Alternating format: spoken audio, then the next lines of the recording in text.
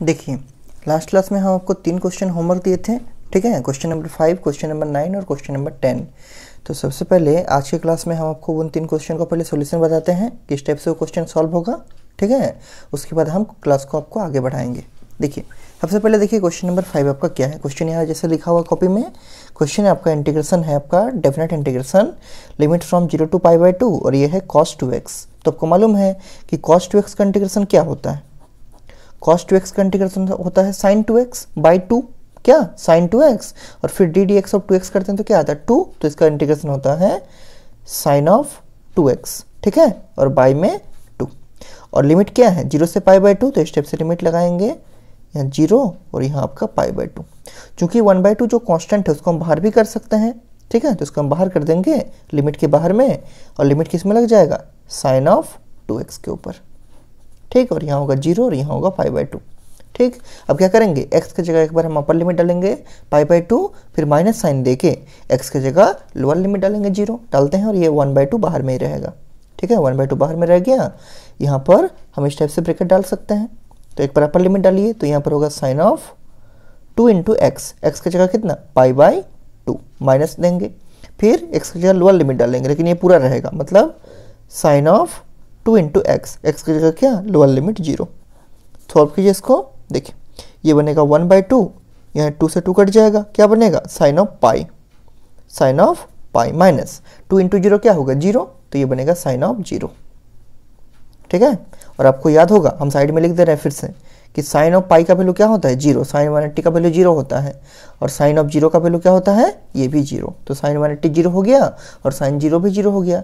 साथ ही साथ इसमें और एक चीज़ आप याद रख लीजिए कि कॉस ऑफ 180 जरूरत पड़ता है किसी किसी क्वेश्चन में, कॉस 180 कितना होता है -1, साइन 180 0 और कॉस 180, 180 का मतलब पाई, ठीक है। अगर रेडियन में बात करेंगे तो 180 का मतलब होता है पाई, तो कॉस 180 होता है -1, ठीक। तो यहाँ पर इसका जरूरत नहीं है, यहाँ पर इसी दो चीज़ का जरूरत है। तो साइन 180 हो गया 0, तो हम रख देंगे 1/2, साइन 180 की जगह 0 माइनस साइन 0 भी 0।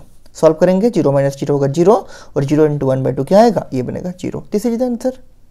चूंकि ये आपका डेफिनेट इंटीग्रेशन है, इसमें एक फिक्स्ड रिजल्ट आया, तो इसमें हम लोग क्या करते हैं लास्ट में कांस्टेंट ऑफ इंटीग्रेशन ऐड नहीं करते हैं, ठीक है। जैसे आपका इनडेफिनेट इंटीग्रेशन में हर एक बार, ठीक है, इंटीग्रेशन होने के हर एक बार हम लोग कांस्टेंट सी को ऐड करते थे, उसी टाइप से यहाँ पर आपका जो इंटीग्रेशन है उसमें लिमिट है, इसलिए हम लोग इसमें क्या करेंगे कांस्टेंट सी को ऐड नहीं करेंगे, ठीक है। इसमें आपको किसी भी तरह का कोई कांस्टेंट सी को लास्ट में ऐड नहीं करना है, इसको ध्यान रखिएगा, ठीक है, इसको ध्यान रखिएगा।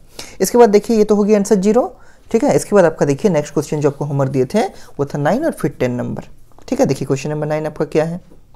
क्वेश्चन नंबर 9 में आपका कुछ ऐसा लिखा हुआ है कि, रुकिए एक मिनट, हाँ, ये आपका इंटीग्रेशन ऑफ 0 to 1, लिमिट क्या है 0 से 1, मतलब लोअर लिमिट है 0, अपर लिमिट है 1, और ये आपका 1 बाय, बुक में देखिए question 1/√1 minus x square, 1 minus x square, और यहाँ है आपका dx, ठीक है। आपको बहुत ही अच्छी तरह से याद होगा ये क्या है स्पेशल इंटीग्रल का फॉर्मूला में अरेंज होगा, क्या होता है 1/√a² माइनस एक्स स्क्वेयर, क्या होता है ये होता है साइन इनवर्स ऑफ x/a, ठीक है।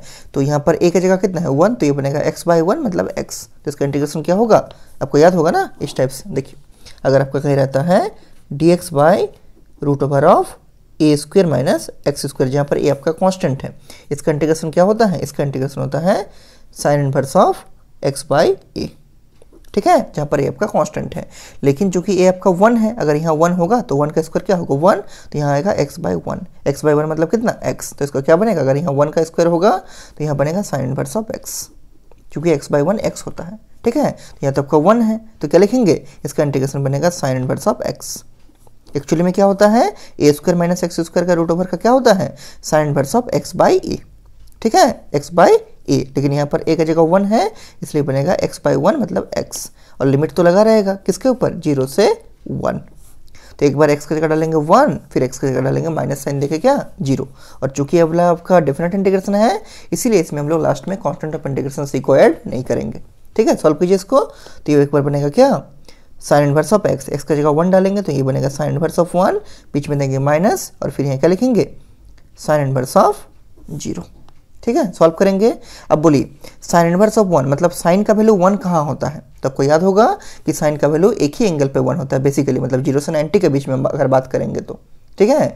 0 से 90 में साइन का वैल्यू एक ही जगह 1 होता है, वो है आपका π/2 में, ठीक है। तो क्या आएगा π/2।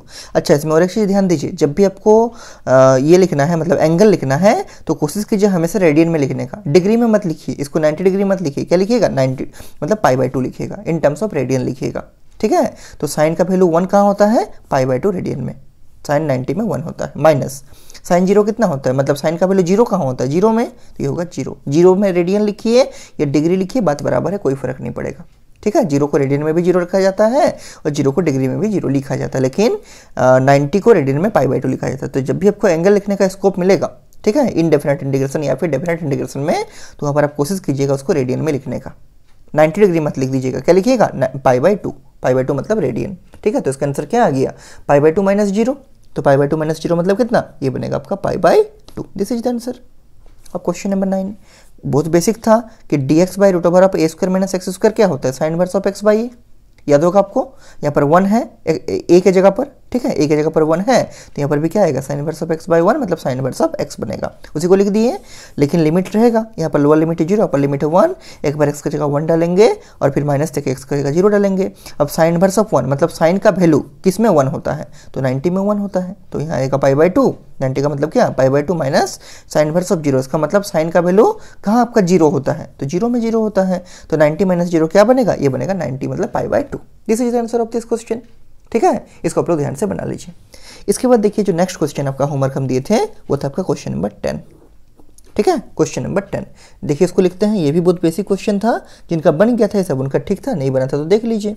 लिमिट था 0 से 1, ये था 1/1 + x² और यहाँ है आपका dx, ठीक है। देखिए कैसे बनेगा, ये भी स्पेशल इंटीग्रल का ही फॉर्मूला में है, आपको याद होगा इस टाइप से कि इंटीग्रेशन ऑफ dx/a² + x² क्या होता था, ये होता था 1/a tan inverse of x/a, याद होना चाहिए आपको, ठीक है।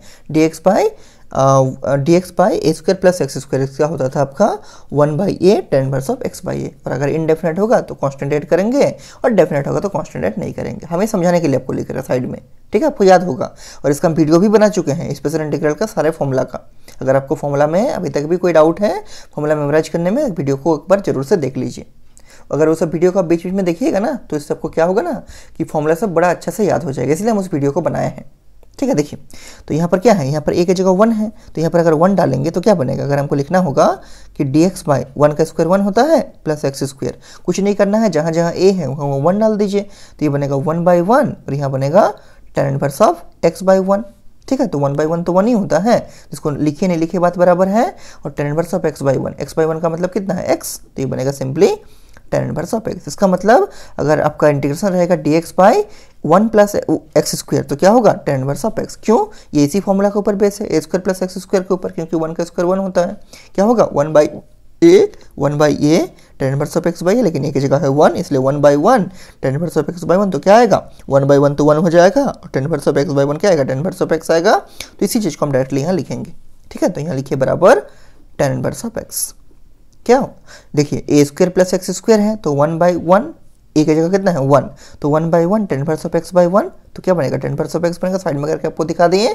अगर आपको इंटरेस्टेड है आप साइड में भी इसको लिख सकते हैं अपने याद रखने के लिए, ठीक है। इसका क्या बनेगा tan इनवर्स ऑफ x बनेगा और यहाँ लिमिट लगा देंगे राइट हैंड साइड में 0 से 1, तो ये होगा 0, ये होगा 1, ठीक है। पुट कीजिए, एक बार डालिए x की जगह 1 फिर x की जगह 0, तो यहाँ लिखिएगा क्या tan inverse of 1 minus tan inverse of 0।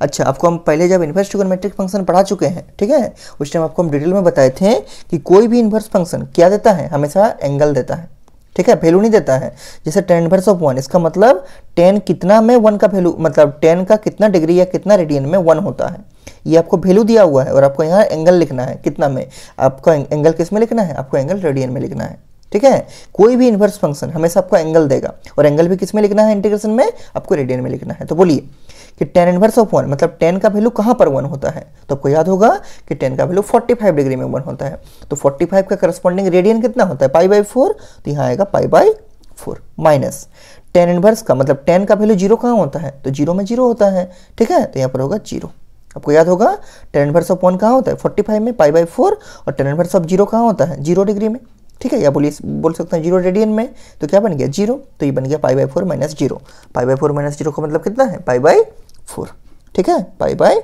4, this is the answer. ठीक है, this is the answer of this question. हम ये सबको ध्यान से इसलिए आपको समझा रहे हैं धीरे धीरे करके, ताकि किसी भी तरह से कोई प्रॉब्लम नहीं हो, और आप लोग भी ऐसे धीरे धीरे समझिएगा इसको। ठीक है, और समझने का मतलब है घर में इसको लिख के प्रैक्टिस भी करना है, तो फिर सब मिक्स हो जाएगा, हम बार बार बता रहे हैं। ठीक है, सारे को मिक्स नहीं करना है। इस आंसर क्या आएगा, पाई बाई 4। ठीक है, इसके बाद देखिए, जो ये तो हम आपको 3 जो होमवर्क दिए थे उसका सोल्यूशन बता दिए। एक क्वेश्चन नंबर 5 था, एक क्वेश्चन नंबर 9 था, और एक क्वेश्चन नंबर 10 था। क्लियर हो गया होगा। ठीक है, इसके बाद देखिए आज का जो क्वेश्चन है वो है आपका क्वेश्चन नंबर 11। ठीक है, क्वेश्चन नंबर 11। ये भी क्वेश्चन हार्ड नहीं है, ऐसा मत मानिए कि आज का क्वेश्चन है बोल के हार्ड होगा, नहीं, ये भी उसी के ऊपर है, लेकिन आपको कुछ कंडीशन रिक्वायरमेंट है सबको बनाने के लिए। क्या कि पिछले क्लासेस में जितना भी पढ़ाए हैं, चाहे इनवर्स ट्रिगोनोमेट्री हो, चाहे डिफरेंशिएशन हो, या चाहे इनडेफिनेट इंटीग्रेशन हो, वो सबका नॉलेज थोरोली आपको होना चाहिए। ठीक है, इसीलिए हम बोलते हैं बीच बीच में आप सबको रिवाइज भी करते चलिए, क्योंकि विदाउट रिविजन आपका कोई भी काम में नहीं आएगा, किसी में भी नहीं बना पाइएगा। ठीक है, आप जितना आगे बढ़िएगा, आपका पीछे का अगर सब भूलते जाइएगा ना, तो आपका आगे कुछ नहीं बनेगा, इसीलिए वो सबका जरूरत पड़ेगा इस सब में।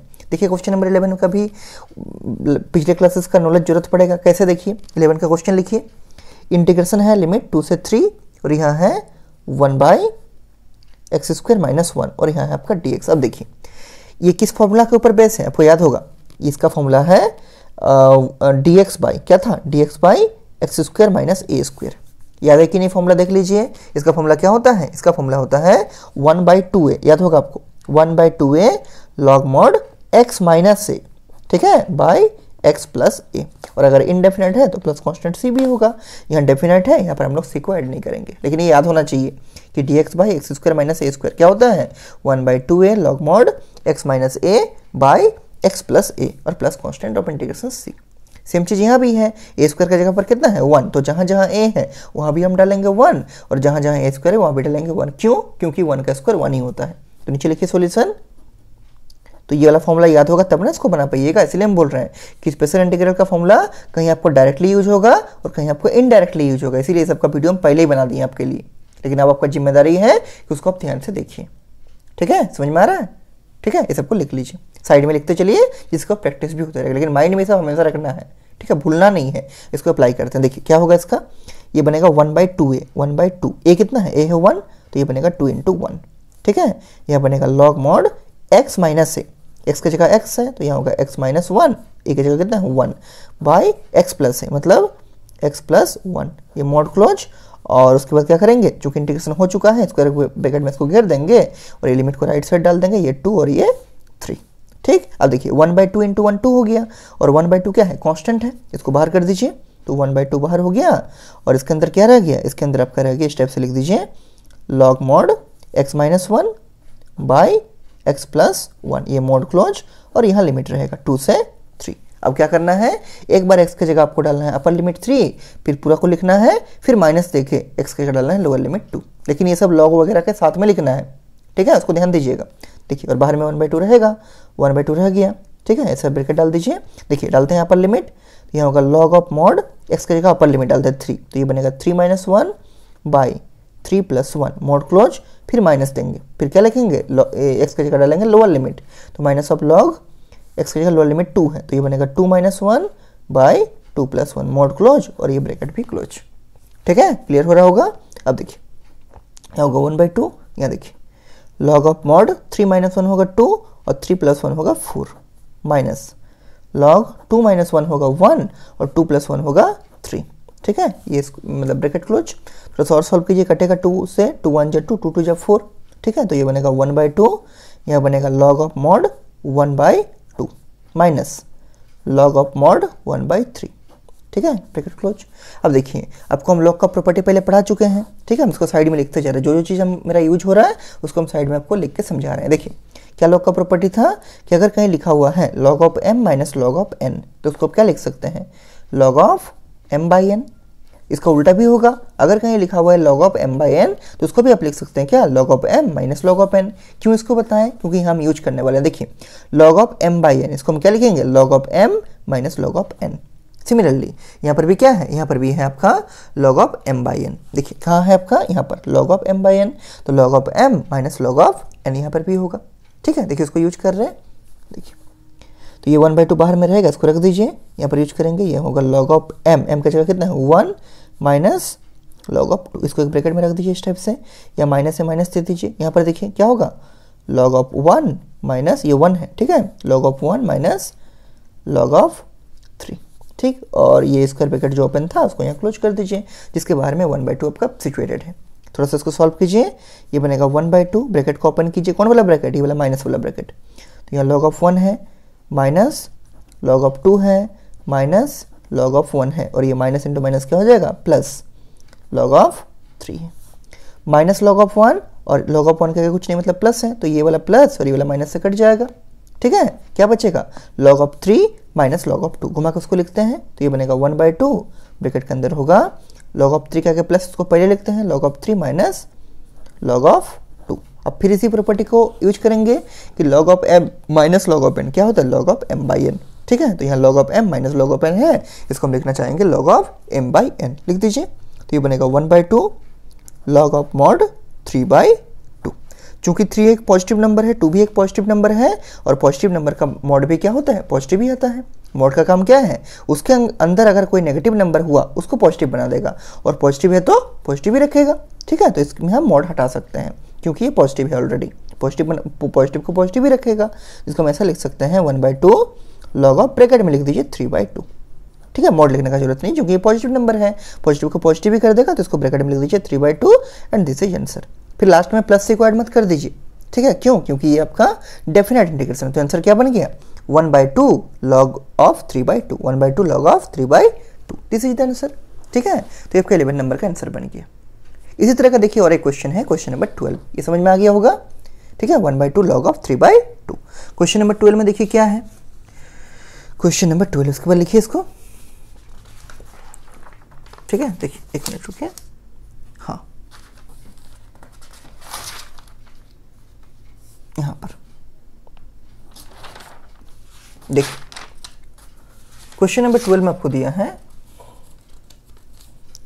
बुक से लिखिए क्वेश्चन में दिया है लिमिट फ्रॉम 0 to π/2, और यहां पर है cos स्क्वायर x। आपको ये सब इंटीग्रेशन पहले का याद होना चाहिए, ठीक है। ये सब हम पहले आपको इनडेफिनेट इंटीग्रेशन में ये सबको हम समझा चुके हैं ठीक से, कि cos square x, sin square x वगैरह को कैसे इंटीग्रेट करते हैं। कैसे करेंगे, इसको करने का बहुत तरीका है, एक प्रोसेस हम आपको समझा रहे हैं। देखिए पहले यहाँ पर नीचे लिखिए सॉल्यूशन। स्क्वायर का इंटीग्रेशन होता नहीं, आपको तो मालूम है, ये तो याद होगा। स्क्वायर का मतलब क्या है, cos x into cos x, इसका इंटीग्रेशन नहीं होगा। कैसे होगा, पहले हमको स्क्वायर को हटाना पड़ेगा। कैसे हटेगा, फॉर्मूला से हटेगा। किस फॉर्मूला से, जो कि ट्रिगोनोमेट्रिक फंक्शन है, इसलिए ऑब्वियस सा बात है किस फॉर्मूला का यूज करेंगे, ट्रिगोनोमेट्रिक फॉर्मूला का यूज करेंगे। तो हम करते क्या है, 2 से मल्टीप्लाई करते हैं और 2 से डिवाइड करते हैं, ठीक है। और 2 से जो डिवाइड करेंगे उसको हम इंटीग्रेशन से बाहर भी डिवाइड कर सकते हैं, क्योंकि 2 आपका कॉन्स्टेंट है, ठीक है। तो यहाँ पर देखिए हम करते क्या है, यहाँ पर हम 2 से डिवाइड कर दिए बाहर में, और यहाँ पर 2 से मल्टीप्लाई कर दिए, कोई फर्क नहीं पड़ेगा। और 2 से बाहर मल्टीप्लाई कीजिए, अंदर मल्टीप्लाई कीजिए, बाहर डिवाइड कीजिए, अंदर डिवाइड कीजिए, कोई दिक्कत नहीं, क्योंकि 2 आपका कांस्टेंट नंबर है, ठीक है। तो क्या होगा, 2 से 2 कट जाएगा और वापस आपको वही मिल जाएगा। इससे बेनिफिट क्या होगा, यहाँ पर आपको मिल गया 2 cos स्क्वायर x। और आपको याद होगा कि 2 फॉर्मूला हम आपको बताए थे, एक होता है 1 + cos 2x, क्या होता है, ये होता है 2 cos स्क्वायर x, और एक फॉर्मूला क्या होता है 1 - cos 2x, ये क्या होता है 2 sin स्क्वायर x, ठीक है। अगर माइनस होगा तो साइन स्क्वायर आता है, और प्लस होगा तो cos स्क्वायर आता है। किसका इसमें यूज होगा, ये ऊपर वाले फॉर्मूला का, कि 2 cos स्क्वायर x किसके बराबर होता है, 1 + cos 2x के बराबर। तो यहाँ 2 cos स्क्वायर x है, इसके जगह पर, इस इंटीग्रेंड के जगह पर हम क्या लिखेंगे, 1 + cos 2x लिख दीजिए, और ये बाहर का 1/2 एज इट इज रहेगा, ठीक है। तो ये बाहर का 1/2 ऐसे रख दीजिए, इंटीग्रेशन साइन भी होगा, और इंटीग्रेशन में लिमिट भी है आपका, लिमिट भी लिखते चलिए 0 से π/2, इसको भूलना नहीं है, क्या 0 से π/2, जहाँ जहाँ लिमिट है वहाँ लिमिट आप डालते चलिएगा, ठीक है, वहाँ लिमिट डालते चलना है।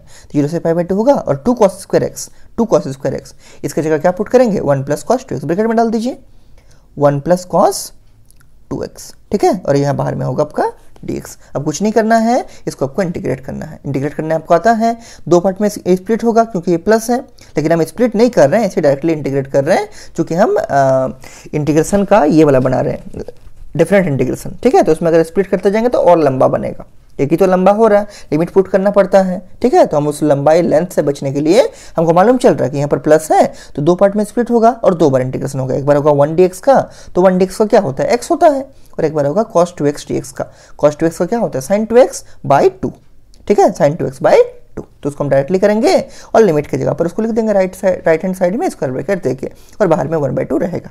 यहीं पर देखिए लिखते हैं, ठीक है, यहीं पर लिखते हैं ताकि इसी के साथ आपको दिखे। तो यहाँ होगा 1/2, यहाँ देखिए 1 का इंटीग्रेशन क्या होगा x, पहले ब्रैकेट लगा दीजिए, 1 का इंटीग्रेशन होगा x, 1 dx का x होता है, और cos 2x का क्या होगा, क्योंकि बीच में प्लस है इसलिए सेपरेट होगा, या प्लस ही लगेगा। cos 2x का क्या होगा, sin 2x, याद होगा आपको, sin ऑफ 2x, और फिर 2x को डिफरेंशिएट करेंगे तो क्या मिलेगा 2, उस 2 से इसको डिवाइड करेंगे, ठीक है। और इसका ब्रैकेट ओपन किए थे, यहाँ क्लोज करेंगे और लिमिट सब राइट हैंड साइड आ जाएगा, यहाँ बनेगा 0, यहाँ बनेगा π/2, ठीक है। अब पुट कीजिए, एक बार अपर लिमिट पुट करना है, एक बार लोअर लिमिट पुट करना है, लेकिन बाहर में 1/2 रहेगा, ठीक है, उसको ध्यान रखना है, बाहर में 1/2 रहेगा। देखिए पुट करते हैं, बराबर यहाँ 1/2 रख दीजिए, बल्कि स्क्वायर ब्रैकेट भी डाल दीजिए, ठीक है। एक बार x की जगह पुट करना है, अपर लिमिट π/2 सब x की जगह, फिर बीच में माइनस देना है और लोअर लिमिट 0 पुट करेंगे। देखिए पुट करते हैं हम लिख के, तो x की जगह π/2 पुट कर रहे हैं, तो यहाँ पर आएगा π/2, ठीक है, यहाँ आएगा π/2 प्लस साइन ऑफ 2x है, तो यहाँ बनेगा sine of 2 into x, x की जगह π/2 और होल डिवाइड बाई क्या है, होल डिवाइड बाई है 2। अपर लिमिट पुट कर दिए, बीच में देंगे माइनस और फिर क्या लोअर लिमिट पुट करेंगे, तो एक्स का 0, तो यहाँ होगा 0 plus sine of 2 into 0, sine of 2 into 0 और बाई क्या, बाई 2।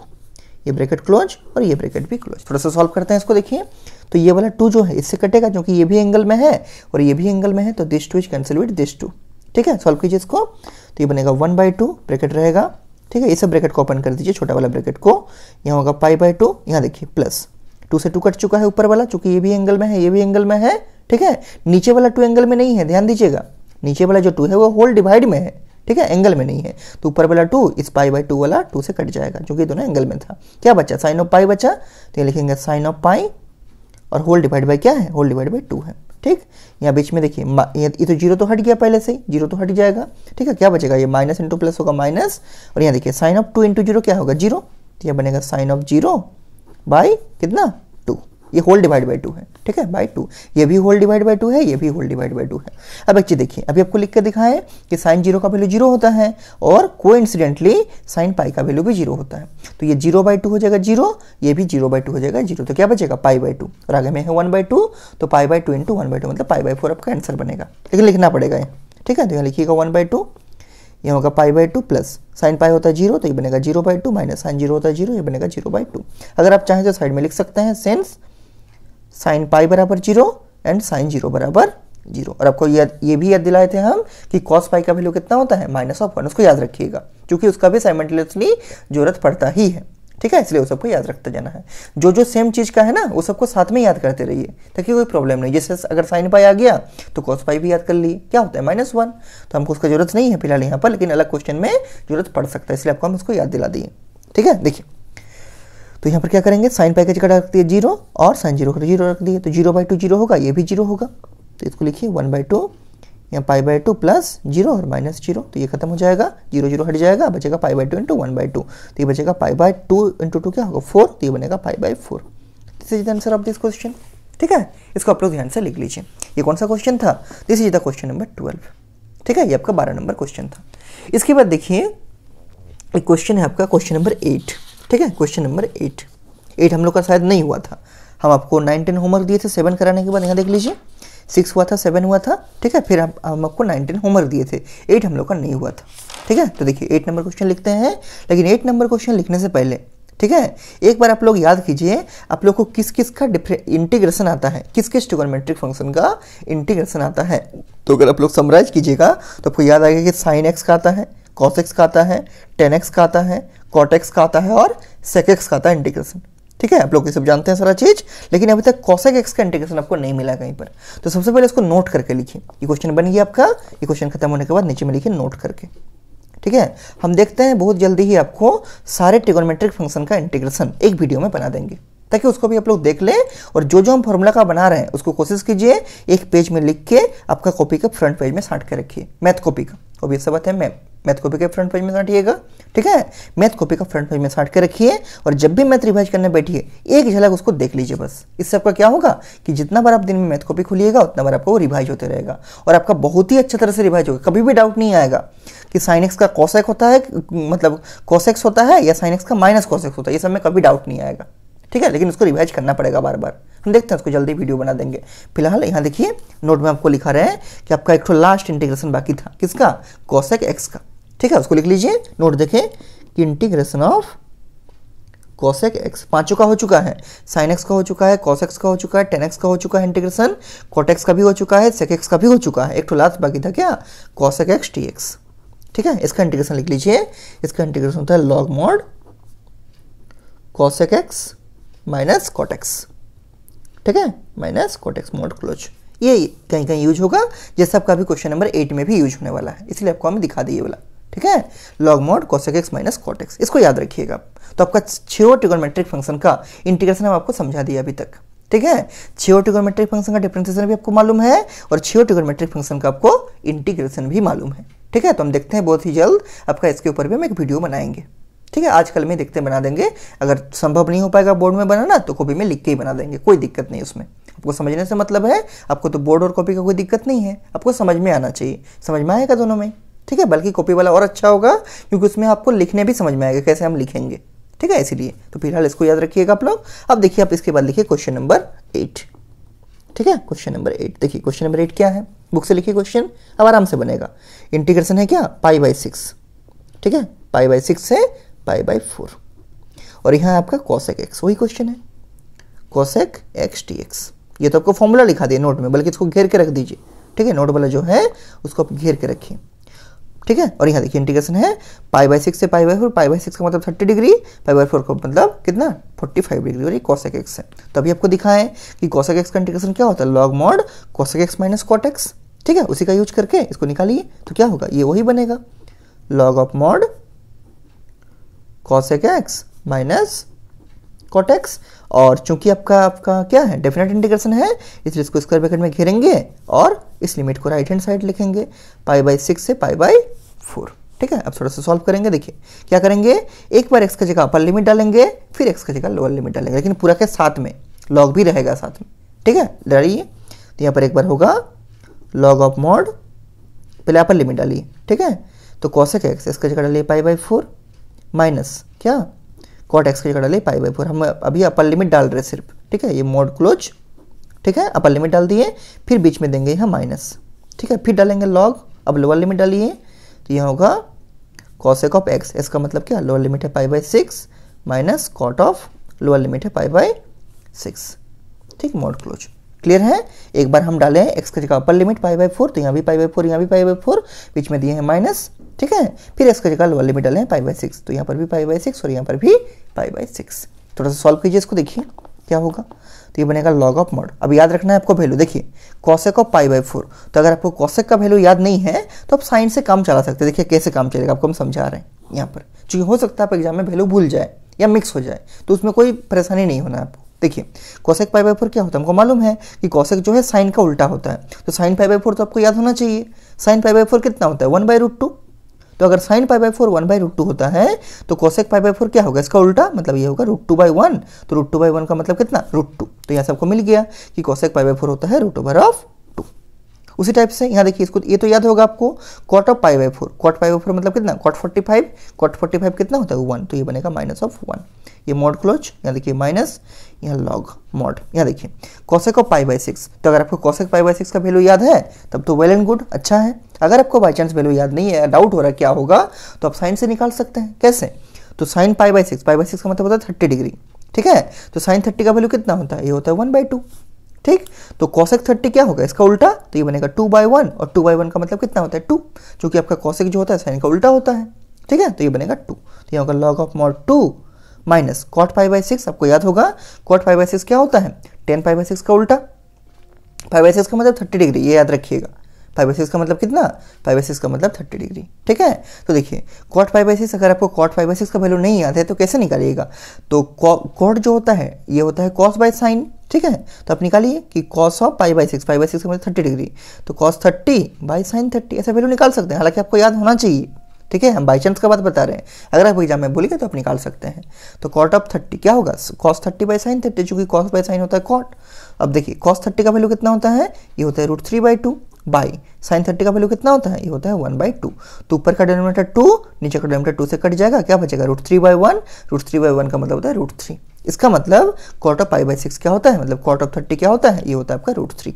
ठीक है, ये सब आपका वैल्यू याद होना चाहिए। हम हर एक बार ऐसा करके नहीं दिखाएंगे आपको। ठीक है, हम आपको इसीलिए हम स्टार्टिंग में ही सारे ट्रिगोनोमेट्रिक फंक्शन का वैल्यू लिख दिए थे।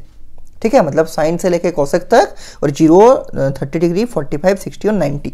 ठीक है, सबका वैल्यू आपको लिखा चुके हैं। ये सब आपका फिंगर टिप्स पे होना चाहिए। हम तो ये 1-2 क्वेश्चन में आपको दिखा दे रहे हैं जहाँ पर हमको दिखाने का जरूरत पड़ रहा है। ठीक है, जहाँ पर हमको लग रहा है कि आपको 1-2 में दिखा देना चाहिए, हम दिखा के मतलब निकाल के डाले हैं। ऐसा आपको हर बार एग्जाम में टाइम नहीं मिलेगा और टाइम आपको लगाना भी नहीं है इस सब में। क्यों? क्योंकि ये सब बहुत ईजी है। ये सब अगर आप माइंड में रहेगा डायरेक्टली पुट कर सकते हैं। अगर इसमें टाइम लगाइएगा तो अच्छा क्वेश्चन बनने में आपको टाइम नहीं मिलेगा इस सब में, इसीलिए टाइम नहीं लगाना है। ये सब डायरेक्ट लिखना है कि कॉट ऑफ पाई बाई 6 मतलब कॉट ऑफ 30, कॉट 30 का वैल्यू √3 कितना, √3। ठीक है, ये सब डायरेक्ट पुट करना है।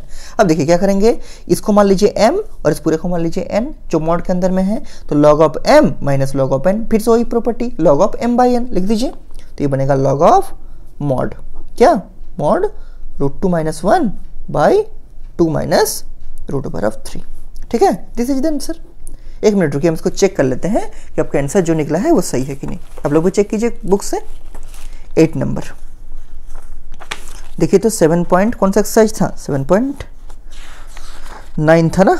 हाँ 7.9 का, हाँ 7.9 का था आपका 8 नंबर। तो log of mod √2 minus 1 by 2 minus √3 बिल्कुल सही है, कोई दिक्कत नहीं इसमें। ठीक है, अगर आप चाहे तो log का मॉड को ब्रैकेट में भी लिख सकते हैं क्योंकि ये पॉजिटिव ही होगा हमेशा। ठीक है, ये भी √2 बड़ा है 1 से तो ये भी पॉजिटिव होगा, और ये भी √3 का मतलब कितना है आपको याद होगा 1.732, तो ये भी 2 से छोटा है तो आगे में बड़ा क्वांटिटी तो ये भी पॉजिटिव आएगा। इसलिए अगर आप चाहें तो इसको ब्रैकेट में भी लिख सकते हैं। मॉड हटा के लिख दीजिए उसको, उसके बाद उसको लिखिएगा आंसर। आप यहाँ भी अगर आंसर लिखिएगा तो इसमें कोई दिक्कत नहीं है, आपका नंबर नहीं कटेगा। ठीक है, या फिर इसको ऐसा लिखिए, log ऑफ ब्रैकेट में लिख दीजिए √2 माइनस 1, चूंकि ये पॉजिटिव क्वांटिटी है, 1 छोटा है √2 से। √2 का वैल्यू कितना होता है 1.414, उससे छोटा माइनस करें तो ऊपर पॉजिटिव आएगा और नीचे भी पॉजिटिव आएगा। क्यों? क्योंकि √3 का वैल्यू 2 से छोटा है। √3 का वैल्यू कितना है 1.732, 2 से छोटा तो नीचे भी पॉजिटिव आएगा। उसको ऐसे लिख दीजिए 2 माइनस √3 और इस पूरे को ब्रैकेट में लिख दीजिए, दिस इज द आंसर। क्यों ऐसा लिखे हैं? क्योंकि मॉड का काम है पॉजिटिव करना, तो ऊपर भी ऑब्वियसली पॉजिटिव है, नीचे भी पॉजिटिव हो रहा, तो पूरा पॉजिटिव है, तो इसको हम ब्रैकेट में भी लिख सकते हैं। तो आंसर क्या आ गया, log of √2 minus 1 whole divide by 2 minus √3। ठीक है, this is the answer of this question. ठीक है, इसको आप लोग ध्यान से लिख लीजिए और इसको बना लीजिए, log of √2 minus 1 by 2 minus √3, this is the answer. ठीक है, और लास्ट में प्लस सी ऐड नहीं करना है। क्यों? क्योंकि ये आपका डेफिनेट इंटीग्रेशन था। ठीक है, this is the question number 8। इसके बाद देखिए जो आपका नेक्स्ट क्वेश्चन है वो है आपका क्वेश्चन नंबर 13। देखिए इसको लिखिए, क्वेश्चन नंबर 13 क्या है। ठीक है, क्वेश्चन नंबर 13 जो है वो आपका सब्स्टिट्यूशन मेथड से बनेगा। पहले क्वेश्चन को लिखिए, फिर आपको हम समझाएंगे कि डेफिनेट इंटीग्रेशन में, किसमें, डेफिनेट इंटीग्रेशन में सब्स्टिट्यूशन मेथड कैसे यूज होता है। एकदम वैसे ही यूज होगा जैसे पहले पढ़े हैं, उसमें कोई प्रॉब्लम नहीं होगा, लेकिन थोड़ा सा उसमें कुछ उसका रूप चेंज होगा। क्या रूप चेंज होगा? उसमें लिमिट थोड़ा चेंज करना पड़ता है। देखिए कैसे, लिखिए क्वेश्चन नंबर 13, लिखने सबको एकदम क्लियर होगा। क्वेश्चन नंबर 13 देखिए, क्वेश्चन आपको कुछ ऐसा दिया है कि लिमिट फ्रॉम 2 से 3 और यहाँ है x dx by 1 plus x square. देखिए अगर यहाँ ऊपर में x नहीं रहता तब तो क्या होता 1 by a square plus x square. किसका formula 1 by a tan inverse of x by a में, जहाँ पर a है आपका 1, उससे बना देते। लेकिन चूंकि आपका ऊपर में x भी मल्टीप्लाई है तो ये फिर उससे नहीं बनेगा, क्योंकि आपका स्पेशल इंटीग्रल कहाँ लगता है जब ऊपर में 1 होता है। ठीक है, या फिर कोफिशिएंट वगैरह 1 होता है, x नहीं होना चाहिए वहाँ पर, फिर से केवल आपका यही वाला टर्म होना चाहिए, या तो ऊपर में या तो नीचे में। ठीक है, या तो रूट के अंदर, वहीं पर स्पेशल इंटीग्रल लगता है। ठीक है, तो यहाँ पर x है तो प्रॉब्लम कर रहा, तो इंटीग्रेशन बनेगा कैसे? तो इंटीग्रेशन को कैसे बनेगा? तो इंटीग्रेशन बनेगा सब्स्टिट्यूशन मेथड से। क्यों?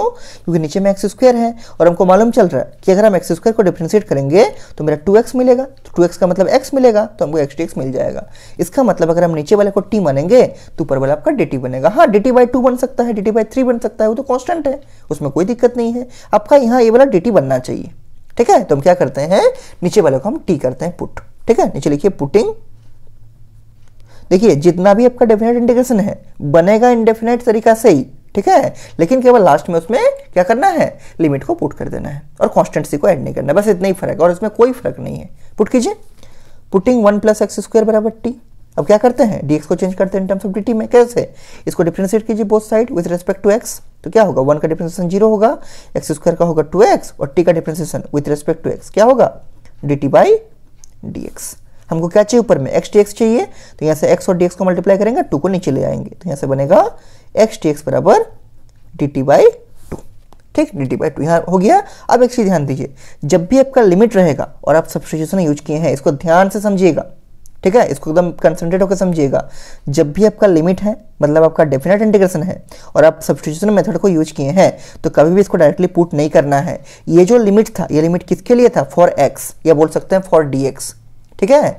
ये जो लिमिट था 2 और 3, ये फॉर द x था, लेकिन हम लोग x को चेंज कर चुके हैं किसमें? t में। तभी आपको नया लिमिट निकालना पड़ेगा कि आपको t के लिए लिमिट निकालना पड़ेगा अलग से। इसको हम निकालेंगे और फिर इसको यहाँ पुट करेंगे, डायरेक्टली पुट नहीं होगा। कब कब नहीं होगा? जब आपका सब्स्टिट्यूशन यूज होगा डेफिनेट इंटीग्रेशन में, मतलब जिसमें लिमिट दिया रहेगा, ठीक है। ये सब आपको ध्यान रखना है एग्जाम में, ठीक है, इसलिए प्रैक्टिस ये सब कीजिएगा। देखिए क्या बोले, ये जो लिमिट था 2 और 3, ये फॉर द x था, लेकिन हम लोग इसमें t अराइज किए हैं, तो ये लिमिट t में काम नहीं चलेगा, ठीक है। क्या करना पड़ेगा हमको? ये सब लिमिट को चेंज करना पड़ेगा फॉर द t, जिसको हम लोग अराइज किए। कैसे चेंज करेंगे अभी देखिए, उसके बाद इसको पुट करेंगे t वाले को, ठीक है। नीचे लिखिए, यहाँ पर क्या था? x बराबर 2 था, तो नीचे यहाँ पर लिखेंगे व्हेन x बराबर 2, कोलन लगाइए, कोलन नहीं सेमी कोलन लगाइए। तो देखिए t का क्या होगा? तो t का क्या आपका वैल्यू है? 1 + x²। तो यहाँ क्या बनेगा? 1 + x² है, और x की जगह हम 2 लिए हैं, तो यह बनेगा 1 + 2 का स्क्वायर, ठीक है। सॉल्व करेंगे तो कितना ये बनेगा? जो भी बनेगा वो t आएगा, ठीक है। तो यहाँ पर लिखिए दैट इम्प्लाइज t बराबर कितना आएगा? 2² 4, 4 + 1 5, तो t बराबर 5। इसका मतलब जहाँ पर आपका x बराबर 2 था, वहाँ पर हम t बराबर 5 पुट करेंगे। इसका मतलब मेरा लोअर लिमिट हो जाएगा 5 फॉर द t, ठीक है। उसी तरह से जहां पर आपका x बराबर 3 था, इसको भी चेंज करना पड़ेगा फॉर t। चेंज करेंगे, नीचे लिखिए व्हेन x बराबर 3, ठीक है, सेमीकोलन लगाइए। तो क्या बनेगा t में? तो देखिए t किसके बराबर है? 1 + x² के बराबर, तो ये बनेगा 1 + x²। x² का मतलब 3 का स्क्वायर, ठीक है, बराबर t। तो यहाँ से t कितना मिलेगा? दैट इम्प्लाइज t बराबर मिलेगा 3 का स्क्वायर होगा 9, 9 + 1 होगा 10, ठीक है। तो ये बनेगा t बराबर 10। इसका मतलब जहां पर आपका x बराबर 2 था, वो t के लिए कितना होगा? 5, तो मेरा लोअर लिमिट हो जाएगा 5। और जहां पर x बराबर 3 था, मतलब अपर लिमिट में जो आपका x के लिए 3 था, वो t के लिए कितना होगा? 10। इसका मतलब मेरा अपर लिमिट हो जाएगा 10। तो मेरा इंटीग्रेशन क्या बनेगा? नीचे लिखेंगे देयरफॉर इंटीग्रेशन i बराबर, इसको i मान लेंगे इंटीग्रेशन, देयरफॉर इंटीग्रेशन i बराबर क्या हो जाएगा? फॉर द t हम लिख रहे हैं, ठीक है, फॉर द फंक्शन t। तो 2 की जगह होगा 5, लोअर लिमिट 2 था, यहाँ लोअर लिमिट है t के लिए 5, तो यहाँ लोअर लिमिट की जगह हो जाएगा 5। उसी तरह से 3 अपर लिमिट था x के लिए, तो t के लिए अपर लिमिट कितना मिला? t के लिए 3 की जगह क्या होगा? 10, तो यहाँ पर जहाँ अपर लिमिट में 3 था, वहाँ पर यहाँ डालेंगे 10। एकदम ध्यान से समझिए, कोई डाउट मत रखिए सब में, ठीक है। और इसमें अगर डाउट होगा हमको पूछिएगा, हमको उम्मीद है कि डाउट नहीं होगा, हम एकदम पूरा धीरे धीरे बता रहे हैं। फिर भी अगर डाउट होता है बाई चांस, ठीक है, हमको जरूर से पूछिएगा, चुप नहीं रह जाना है, ठीक है। तो लोअर लिमिट यहाँ पर 2 था x के लिए, तो t के लिए हम लोअर लिमिट निकाले हैं इसमें डाल के, तो क्या मिल गया? 5। तो लोअर लिमिट 2 की जगह डाल दिए हम 5। उसी तरह से अपर लिमिट मेरा x के लिए 3 था, जो क्वेश्चन में गिवन था, तो उसको हम t में, चूंकि हम सब्स्टिट्यूट किए हैं t, तो उसको हम इसी फॉर्मूला में डाल के अपर लिमिट निकाले कितना? t आ गया 10। तो जहाँ 3 था अपर लिमिट, वो हम डालेंगे 10, तो यहाँ डाल दिया 10। अब इसको पुट करेंगे इस चीज को। तो देखिए x dx क्या निकाले थे इन टर्म्स ऑफ t? तो ये निकाले थे x dx dt/2। तो यहाँ x dx की जगह पर ऊपर में न्यूमरेटर में क्या डालेंगे? dt/2 होल डिवाइड बाई, यहाँ क्या है? 1 + x², और 1 + x² क्या लिए थे? t। तो 1 + x² जो आपका डिनोमिनेटर में है, वहाँ क्या डालेंगे? वहाँ डालेंगे t। बस इतना ही आपको ध्यान रखना है, केवल लिमिट चेंज करना है, ये आपको ध्यान रखना है। कब? जब आपको सब्स्टिट्यूशन यूज होगा, ठीक है। जो चीज माने हैं, मान लीजिए यहाँ पर अगर u माने होते तो u में चेंज करते, ठीक है। ये तो जो दिया रहता है तो x के लिए दिया रहता है। तो जब भी सब्स्टिट्यूशन कीजिएगा, जो भी मानिएगा, t मानिएगा, u मानिएगा, v मानिएगा, हर एक बार आपको लिमिट चेंज करना पड़ेगा। किसमें? फॉर द डेफिनेट इंटीग्रेशन, जहां लिमिट दिया रहेगा। ये चीज आपको याद रखना है, ठीक है। उसको हम नीचे लिखा भी देंगे, क्वेश्चन के लिखे आपको नोट के फॉर्मेट में हम लिखा देंगे क्वेश्चन के नीचे। अब इसको सॉल्व कीजिए, तो आता है सॉल्व करने। dt/2 है, तो 1/2 कांस्टेंट उसको बाहर कर दीजिए, तो 1/2 बाहर चला गया। ये लिमिट होगा 5 से 10 ऐसे ही रहेगा, और ऊपर क्या बचेगा? dt और बाई t। केवल 1/2 को बाहर कर दिए, चूंकि dt/2 था, 1/2 बाहर हो गया, कांस्टेंट है। अब देखिए dt/t का क्या होगा? जैसा dx/x का होता है log mod x, ठीक उसी तरह से dt/t का क्या होगा? log mod t होगा, बस। तो ये होगा 1/2 और इसका बनेगा log mod t, ठीक है, ये ब्रैकेट क्लोज। और यहाँ क्या होगा? यहाँ होगा लिमिट 5 से 10। ये जो लिमिट यहाँ चेंज किए थे t के लिए 5 से 10 होगा, ठीक है। अब देखिए यहाँ होगा 1/2, एक बार अपर लिमिट डालेंगे तो होगा 10, तो ये बनेगा log mod 10। तो log mod 10 क्या होता है? 10 ही होता है, 10 आपका क्या है? पॉजिटिव नंबर है, तो 10 का mod 10 ही होगा। mod लिखने का जरूरत नहीं है, लिख भी सकते हैं, कोई दिक्कत नहीं है, ठीक है। माइनस लोअर लिमिट डालेंगे 5, तो क्या बनेगा? log mod 5। तो mod 5 क्या होगा? 5 ही बनेगा, तो यहाँ बनेगा log of 5, क्योंकि 5 एक पॉजिटिव नंबर है, और पॉजिटिव नंबर का mod हमेशा पॉजिटिव ही रहता है, ठीक है। तो यहाँ mod 5 लिखिए, 5 लिखिए, बात बराबर है, कोई दिक्कत नहीं है। फिर से प्रॉपर्टी यूज करेंगे लॉग का, कि log of m minus log of n क्या होगा? log of m by n। कब कब लॉग का प्रॉपर्टी लगता है? जहां पर लॉग का कोफिशिएंट यहाँ +1 होगा और यहाँ -1 होगा, ठीक है। अगर यहाँ कुछ होता तो उसको हम लॉग के पावर में ले जाते हैं, चूंकि यहाँ पर +1 था, कोई दिक्कत नहीं है, हम लॉग का प्रॉपर्टी डायरेक्टली एप्लीकेबल कर सकते हैं और करेंगे, ठीक है। तो क्या करेंगे, 1/2 रहेगा, ये होगा log ऑफ m/n मतलब 10/5, ठीक है। आप चाहे तो मॉड भी दे सकते हैं, हम यहाँ पर ब्रैकेट दिए, चूंकि ये दोनों पॉजिटिव नंबर है, इसमें मॉड देने का कोई दिक्कत नहीं है, कोई जरूरत नहीं है, ठीक है। अब देखिए log ऑफ m/n हो गया, कटेगा 5 से, 5 1 जब 5, 5 2 जब 10, क्या बच गया 2/1, 2/1 का मतलब है 2, तो आपका आंसर क्या आ गया 1/2 और log ऑफ 2, ठीक है। This is the answer of this question, 1/2 log of 2। इसमें ध्यान क्या रखना है इस क्वेश्चन में, ये एक क्वेश्चन नहीं मानिए, इसको आप 4-5 क्वेश्चन मान सकते हैं। क्यों? क्योंकि ऐसा क्वेश्चन बहुत बार आपको मिलेगा बुक में, जहां पर आपका डेफिनेट इंटीग्रेशन भी रहेगा और सब्स्टिट्यूशन भी यूज हुआ होगा, ठीक है। तो इसको आप ध्यान से समझिएगा इस क्वेश्चन को। और ये क्वेश्चन आपका एग्जाम्पल मतलब क्वेश्चन नंबर 13 है, 13 नंबर क्वेश्चन है बुक का, ठीक है, आपका एक्सरसाइज का। तो इसका आंसर क्या आ गया 1/2 log ऑफ 2, क्योंकि 2 आपका पॉजिटिव नंबर है, इसलिए इसमें मॉड दीजिए, नहीं दीजिए बात बराबर है। मॉड का केवल इतना काम है कि पॉजिटिव नेगेटिव को पॉजिटिव कर देगा और पॉजिटिव को तो पॉजिटिव ही रखता है, इसलिए हम सिंपली लिख दिए क्या log ऑफ 2, ठीक है, log ऑफ 2। तो दिस इज आंसर। एक चीज आप नीचे में नोट में लिख के रखिए कि जब भी आपका सब्स्टिट्यूशन मेथड को यूज कीजिएगा, जब भी आप इंटीग्रेशन में, खास करके डेफिनेट इंटीग्रेशन में, ठीक है, जब भी आप डेफिनेट इंटीग्रेशन में सब्स्टिट्यूशन मेथड को यूज कीजिएगा तो उसमें लिमिट को चेंज करना नहीं भूलिएगा। किसके लिए? जिसको सब्स्टिट्यूट किए हैं। जैसे इसमें दिया गया था आपका क्वेश्चन x में, हम लोग t को सब्स्टिट्यूट किए थे इन टर्म्स ऑफ t, तो लिमिट आपको निकालना पड़ेगा कि lower limit in terms of t क्या होगा और upper limit in terms of t क्या होगा। इसको नहीं भूलना है, उसको नीचे नोट करके लिखिए अलग कलर का पेन से, एक लाइन छोड़ के नीचे में, या नीचे लिखिए नोट, ठीक है, इसको भूलना नहीं है। देखिए लिखिए यहाँ पर we have to change limits, we have to change limits in case of substitution, in case of substitution, ठीक है। जब भी कोई सब्स्टिट्यूशन करेंगे डेफिनेट इंटीग्रेशन में जिसमें लिमिट रहेगा, ठीक है, हम लोग लिमिट को चेंज करेंगे। We have to change limits in case of substitution, ये सब आपको याद रखना है, ठीक है। देखिए ये तो हो गया क्वेश्चन नंबर 13, हमको उम्मीद है कि आपको क्लियर हो गया होगा, ठीक है। इसी के जैसा एक क्वेश्चन है क्वेश्चन नंबर 15 और 14। पहले हम 15 बनाते हैं, फिर हम क्वेश्चन नंबर 14 में जाएंगे, ठीक है। देखिए पहले 15 बना लीजिए, क्या है, रुकिए एक मिनट। देखिए क्वेश्चन नंबर 15 में कुछ आपको ऐसा दिया है कि इंटीग्रेशन ऑफ x e का पावर x²। बुक से लिखिए क्वेश्चन नंबर 15 पहले बनाते हैं, फिर क्वेश्चन नंबर 14 हम बनाएंगे। देखिए क्वेश्चन 15 में आपको दिया है इंटीग्रेशन ऑफ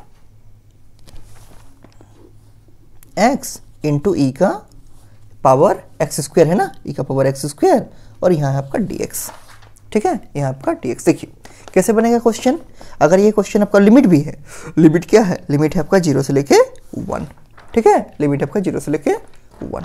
देखिए अगर ये क्वेश्चन आपका इनडेफिनेट इंटीग्रेशन का होता तो क्या करते, तो यहाँ पर दिख रहा है x² है और यहाँ पर x dx है, तो x² को t मानते और x² कहाँ पर है, e का पावर में है। बुक से देखिए क्वेश्चन, ठीक है। जब भी क्वेश्चन लिखने बोलेंगे बुक से ही आपको क्वेश्चन देख के लिखना ताकि आपको आइडिया लग सके। कितना बार हम बताए हैं, ठीक है, कि बुक में क्वेश्चन कहाँ है, ये आइडिया भी रहना बड़ा जरूरी है, तो फिर आपको मालूम ही नहीं चलेगा ना कि क्वेश्चन बुक में एग्जैक्टली है कहाँ, फिर आप नहीं बना पाइएगा एग्जाम में, ठीक है, आपको आइडिया नहीं लगेगा। इसलिए बुक से ही क्वेश्चन को देख के लिखिए और बुक में मार्क भी करते चलिए कि ये सब क्वेश्चन हो गया, ये सब बाकी है, ताकि चैप्टर के एंड में आप बता सके कि अभी तक आपका कितना बाकी है और कितना हो चुका है। तो देखिए क्या करेंगे, यहाँ पर x dx है और e का पावर x² है, तो अगर हम x² को t मानेंगे तो x dx आपका dt बनेगा, ठीक है। तो हम क्या करते हैं, x² को t मानते हैं, तो यहाँ पर नीचे लिखेंगे पुटिंग, क्या लिखेंगे, पुटिंग, सॉल्यूशन में लिखिए पुटिंग x² बराबर t, डिफरेंशिएट कीजिए dx को चेंज करने के लिए इन टर्म्स ऑफ dt में, तो x² का क्या होगा, डिफरेंशिएशन 2x बराबर t का differentiation with respect to x क्या होगा, dt बाई dx।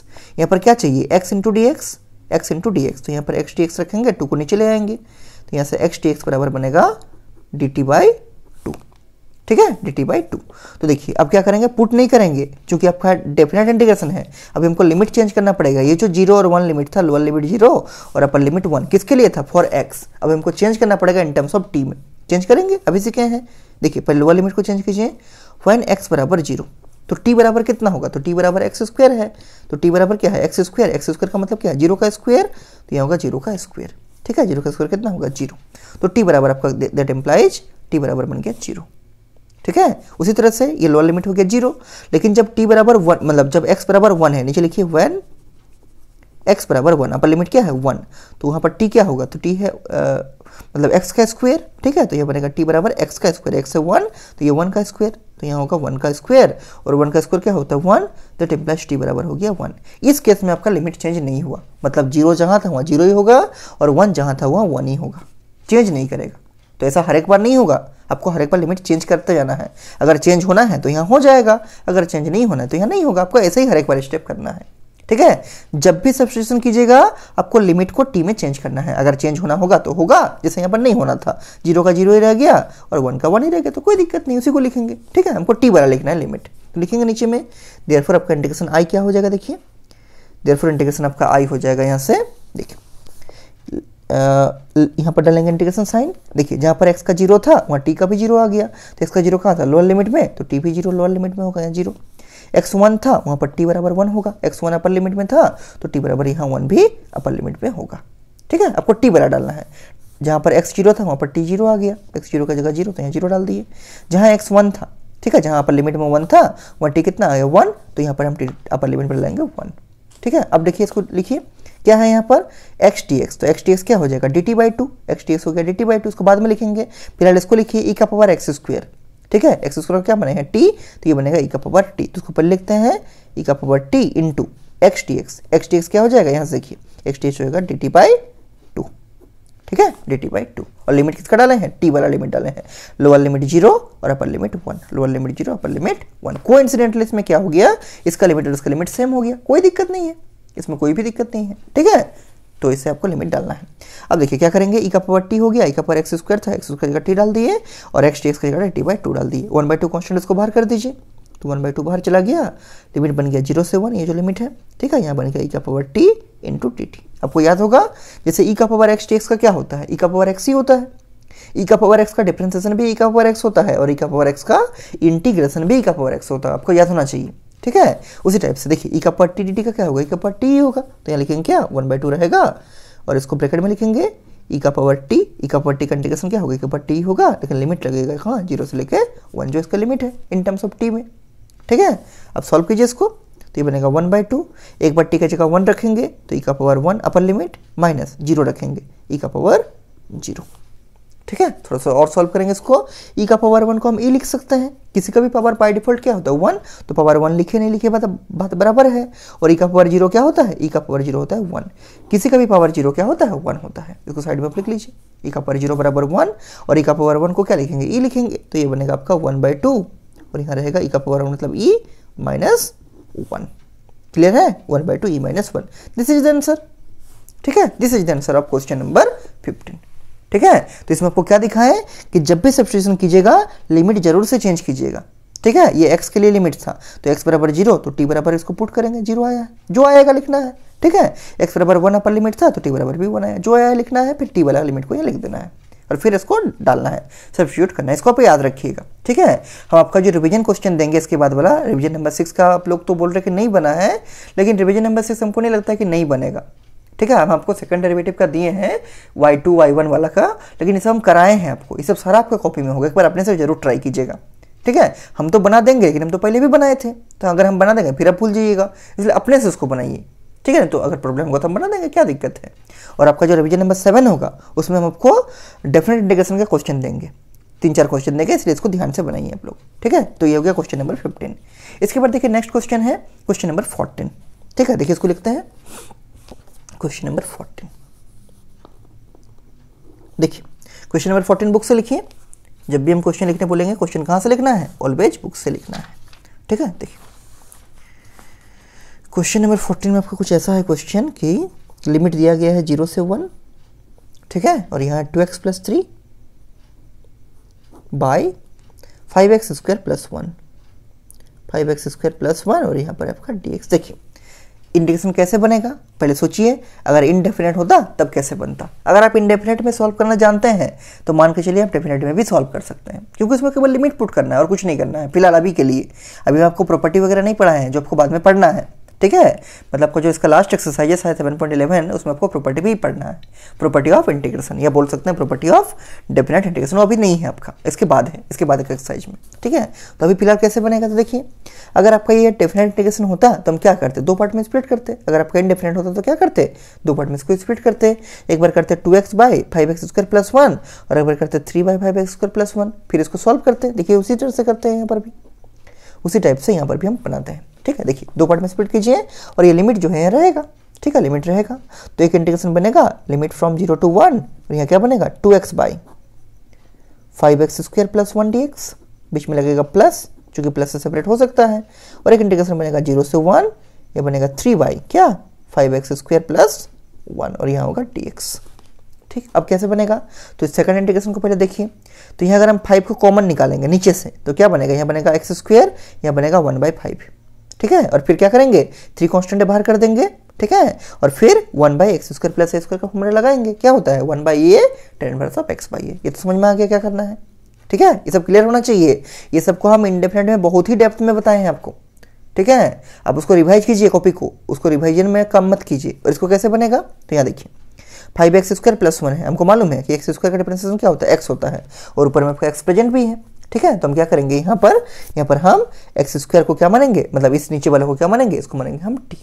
ठीक है, इस नीचे वाले को हम मानेंगे यहाँ पर t। तो इसको t मानने से देखिए कैसे बनेगा। ठीक है, नीचे वाले को t मानिए और इसको तो सॉल्व करने आपको बता दिए कि 5 को कॉमन लेंगे नीचे से और यहाँ 1/5 आ जाएगा, ऊपर का 3 को बाहर कर देंगे। ठीक है, और इसमें क्या करेंगे, नीचे वाले को t मानेंगे। इसको फर्स्ट इंटीग्रेशन मानते हैं, इसको सेकंड इंटीग्रेशन मानते हैं। यहाँ पर लिखेंगे, क्या लिखेंगे, पहले इसको कॉमन ले लीजिए, सबसे अच्छा है। ठीक है, इसको पहले कॉमन ले लीजिए और इस 2 को भी आप बाहर कर सकते हैं अगर चाहें। ठीक है, चूंकि आपका 2 कांस्टेंट है, इसको बाहर ही कर दीजिए, कोई दिक्कत नहीं है। इस 2 को बाहर कर दीजिए, ऊपर वाले 2 को, तो इंटीग्रेशन बनेगा आपका 0 to 1 और यहाँ बनेगा x dx बाई 5x² + 1 और यहाँ क्या बोले, इस 3 को बाहर कर दीजिए और नीचे से 5 को भी बाहर कर दीजिए। ठीक है, यहाँ बनेगा 0 से 1, यहाँ बचेगा 1, 3 बाहर हो गया, बाई यहाँ तो बचेगा x², लेकिन यहाँ पर क्या बचेगा 1/5, चूंकि आपका 5 कॉमन लिया ताकि मल्टीप्लाई करने से मिल सके। जैसे 3 × 1 होगा 3 ऊपर में, 3 × x² क्या होगा, सॉरी 5 × x² क्या होगा 5x² और 5 × 1/5, तो 5 से 5 कटेगा, बचेगा आपका 1, इसलिए क्या बनेगा 1/5, चूंकि यहाँ से 5 कॉमन निकाले हैं नीचे से। ठीक है, अब देखिए, और यहाँ dx होगा, dx तो छूटेगा नहीं, dx हमेशा होगा। ठीक है, यहाँ क्या है 1/x² + a², यहाँ ध्यान दीजिएगा a क्या है 1/5 आपका a नहीं है, 1/√5 आपका a है। क्यों, क्योंकि a² का प्लेस है। ठीक है, तो इसको अगर आप चाहें तो 1/√5 का स्क्वायर लिख सकते हैं, उसको हम अगले स्टेप में लिखेंगे। ठीक है, उसको हम अगले स्टेप में लिख के सॉल्व करेंगे। देखिए फिलहाल इसको देखिए क्या करेंगे, यहाँ आगे में बराबर है। ठीक है, यहाँ लिखेंगे इन द फर्स्ट इंटीग्रेशन, ये फर्स्ट इंटीग्रेशन है। ठीक है, इन द फर्स्ट इंटीग्रेशन, ये मेंशन करना पड़ेगा आपको। ठीक है, in the first integration GRATION, in the first integration putting, क्या पुट करना चाहते हैं हम लोग, नीचे वाले को t, क्योंकि हमको मालूम चल रहा है कि अगर x² को t मानेंगे तो x dx सबका dt बनेगा। ठीक है, हाँ /2/3 कुछ बनेगा, उसमें कोई दिक्कत नहीं है, लेकिन x dx क्या बनेगा dt बनेगा आपका। ठीक है, पुट करते हैं, पुटिंग 5x² पूरे को, नीचे पूरे को डालेंगे t। ठीक है, 5x² + 1 को क्या मान लिए, t मान लिए। डिफ्रेंशिएट करेंगे ताकि x भी मिल सके, मतलब dx भी मिल सके इन टर्म्स ऑफ dt में। डिफ्रेंशिएट कीजिए तो क्या बनेगा, देखिए 5x² का, तो 5 तो कांस्टेंट बाहर होगा, x² क्या होगा 2x, तो यहाँ बनेगा 2x, ये बनेगा 5 कांस्टेंट बाहर हो गया इंटू 2x, 1 का होगा 0 बराबर dt/dx। ठीक, 5 × 2 क्या होगा 10, तो ये बनेगा 10x इंटू dx बराबर dt। ये dx को मल्टीप्लाई कर दिया, 5 × 2 10 हो गया। देखिए ना, x² क्या होगा 2x, तो 2 बाहर आएगा, 2 × 5 होगा 10, तो ये बन गया 10 × x और dx को मल्टीप्लाई कर दिया यहाँ पर, तो 10x dx बराबर dt।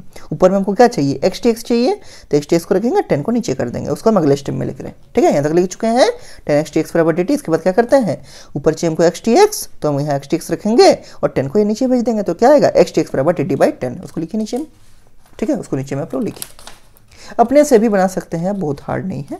ठीक है, अपने से भी बना सकते हैं। देखिए क्या बनेगा, x × dx बराबर dt/10। अब यहाँ काम खत्म नहीं हुआ आपका, क्यों, क्योंकि ये डेफिनेट इंटीग्रेशन है। ठीक है, dt/10 आ गया। अब क्या करना है, हमको चेंज करना है लिमिट को, ये पहला इंटीग्रेशन का, सेकंड इंटीग्रेशन का नहीं, क्योंकि हम लोग किस में सब्स्टिट्यूशन किए हैं, पहला इंटीग्रेशन में। तो व्हेन x बराबर 1, तो t में चेंज करना कितना होगा, नीचे लिखिए, सॉरी व्हेन x बराबर 0 है ना, यहाँ 0 है नीचे में। ठीक है, पहले 0 को चेंज करेंगे इन टर्म्स ऑफ t में, फिर इस 1 को, मतलब x बराबर 1 को चेंज करेंगे इन टर्म्स ऑफ t में। पहले 0 को चेंज करते हैं, नीचे में क्या लिखेंगे, व्हेन एक्स बराबर 0।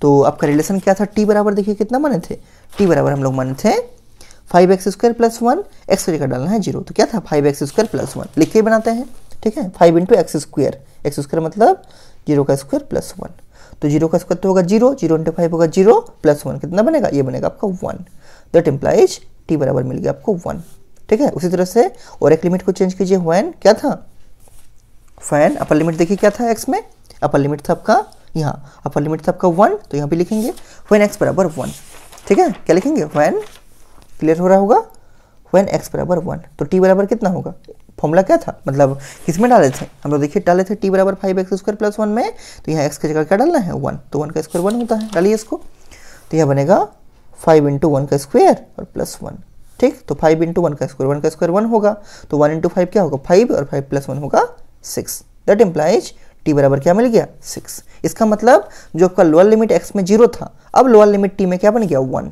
ठीक है। तो इंटीग्रेशन क्या होगा, इंटीग्रेशन आपका कुछ ऐसा बना, पहला इंटीग्रेशन सेकंड वाला इंटीग्रेशन नहीं, ध्यान दीजिए, क्योंकि हम लोग पहला इंटीग्रेशन में ही सब्स्टिट्यूशन लगाए हैं, ये पहला इंटीग्रेशन में ही सब्स्टिट्यूशन लगाए हैं, और आगे में 2 भी मल्टीप्लाई, इसको छोड़ना नहीं है, ठीक है। तो यहाँ पर देखिए क्या लिखेंगे, देयरफॉर आई बराबर, आई का मतलब इंटीग्रेशन, तो ये 2 रहेगा बाहर में, पहले लोअर लिमिट जो 0 था अब वो t में 1 हो गया, तो ये लोअर लिमिट का प्लेस यहाँ 1 होगा, पहले अपर लिमिट जो 1 था अब वो 6 हो गया, यहाँ होगा 6, ठीक है, क्या होगा यहाँ होगा 6, पहले जो लोअर लिमिट 0 था अब वो 1 हो गया, तो इस 0 के जगह पर, इस 0 के जगह पर क्या डाल देंगे, इसके जगह पर डाल दिए 1।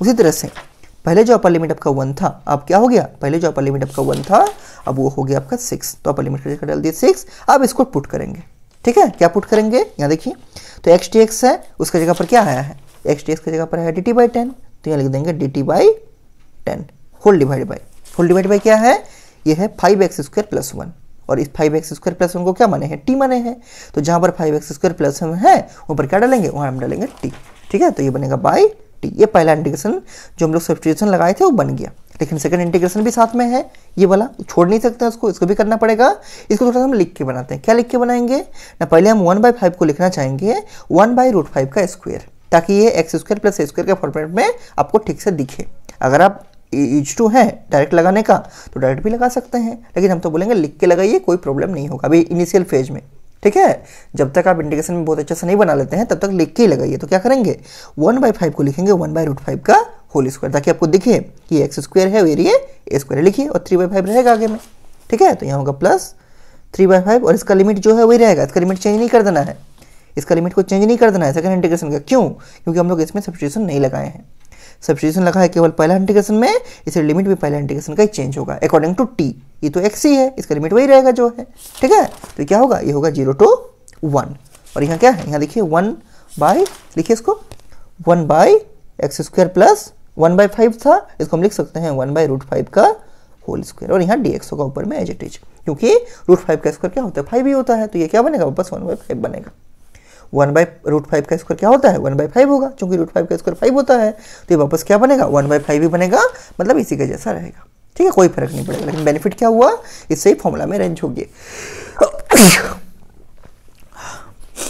ठीक है, ये आपका फॉर्मूला में रेंज होगा किसका 1/x² प्लस a² का, अब लगा दीजिए इसको, और ये तो सॉल्व हो चुका है, यहाँ पर देखिए क्या करेंगे dt/10 है, तो 1/10 कांस्टेंट, इसको बाहर कर देंगे, बाहर कर दीजिए, तो पहले से 2 है, ठीक है, और यहाँ पर क्या है 1/10 बाहर आएगा, कांस्टेंट है, जब भी कांस्टेंट मिलेगा चाहे इंटीग्रेशन हो या चाहे डिफरेंशिएशन हो, अगर बाहर निकलने लायक होगा उसको हम बोलेंगे निकाल दीजिए, क्योंकि उसमें आपका इजीली सॉल्व होगा, तो 1/10 बाहर हो गया, यहाँ पर बचा आपका लिमिट फ्रॉम 1 to 6, ठीक है, और यहाँ बचेगा dt/t, ठीक, प्लस यहाँ देखिए क्या है 3/5 है, इसका क्या होगा इंटीग्रेशन 1/x² प्लस a², आपको याद होना चाहिए ये होता है 1/a tan inverse of x/a, a की जगह है 1/√5 है a की जगह, ये पूरा a² का प्लेस है, ठीक है, a की जगह क्या है 1/√5, तो क्या होता है 1/a मतलब 1/a, a की जगह 1/√5 है तो 1/√5, ये हो गया 1/a, a की जगह ये वाला पूरा है 1/√5, तो 1/a into tan inverse of x/a, a की जगह कितना है 1/√5, ध्यान दीजिएगा इसमें गलती होता है स्टूडेंट का।